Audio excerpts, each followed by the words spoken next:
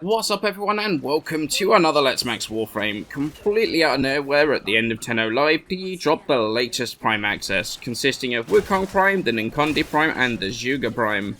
Focus of this video though is going to be the latest Prime melee, the Ninkondi Prime.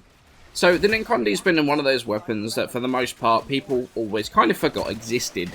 So a Prime version of these has really always been on the cards to bring it back up to par. As with all Prime melees, it's got almost literally the same treatment as all of them. More crit, more status, more crit damage. It's a very typical Prime upgrade. Although, if you actually remember the standard weapon, you are going to rejoice because the Prime actually comes with a stance polarity. So no more forming up just to get the most out of the stance. One quirk of the Prime is though that it also somewhere along the line got impact, puncture and slash to go along with the base electricity. No idea how or why, but it does mean that this has even more power for condition overload than it ever has. Talking of the stance, there's not a lot of choice here. There's basically Atlantis Vulcan or no stance. But Atlantis is better of these two options. Before we look at those combos, let's talk about the stance in general quickly. There's one thing that makes this stance really stand out amongst all the stances in the game, and that is the fact that pretty much every single attack in these combos multi-hits. One swing is going to hit multiple times, and often to every enemy around you as well. So you can imagine just how quickly this thing can build up its combo counter, and also amplify its damage. Not only that, but it also multi-hits on, for example, slide attacks too. It can be up to 3 times, and that is actually going to play into one of my 2 builds later on.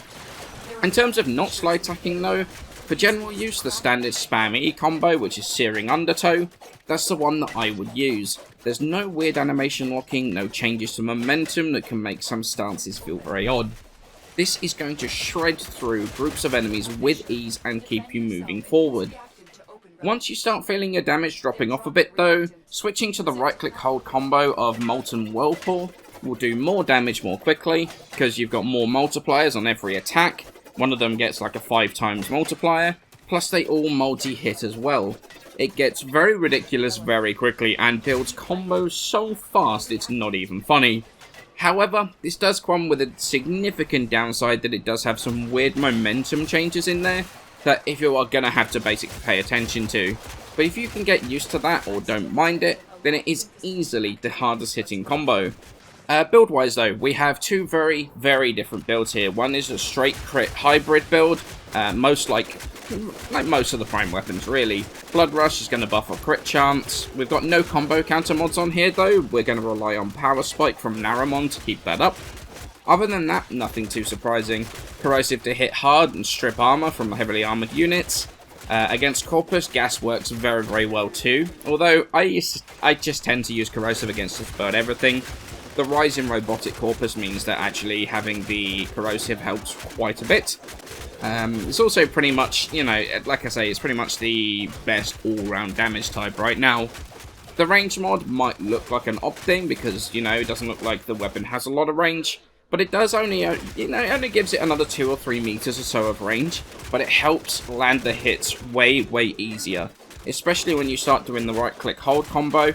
When you have the momentum changes, it really helps land those hits so much easier. The second build might be a bit of a surprising one, but it's why I mentioned that slide attack multi-hit earlier. It is a memeing strike build. Haven't done one of these in a while. It's actually, though, the same build as the first one, except instead we're going to replace the second dual stat, and we're going to rely entirely on the base electricity of the weapon to combine with the toxin dual stat. That's going to give us our corrosive damage, and then we're going to whack Memeing Strike in there. Now we're going to have the 112% critical chance on a slide attack, boosted by Blood Rush, and then hitting an enemy 3 times per slide. Prime Reach once again means that you can actually land those hits way, way easier. All of this means that honestly, this Memeing build, while it really doesn't look like it should work, absolutely shreds. So with all that said and done, what do I actually think of the new Ninkondi Prime?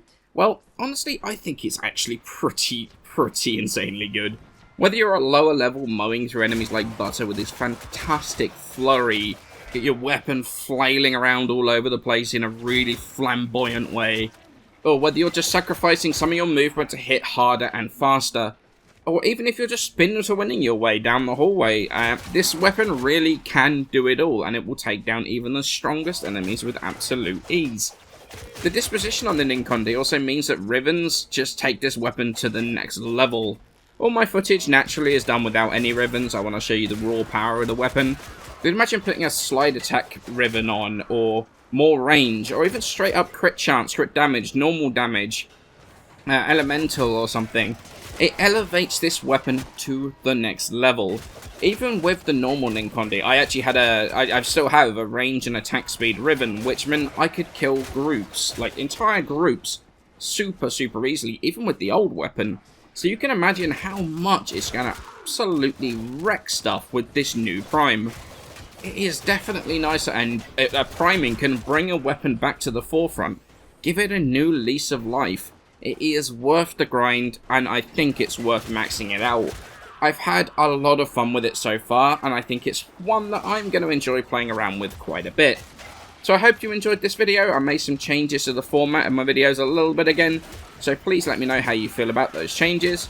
But for now, many thanks for watching. I hope you have a wonderful day, and I shall catch you in the next one.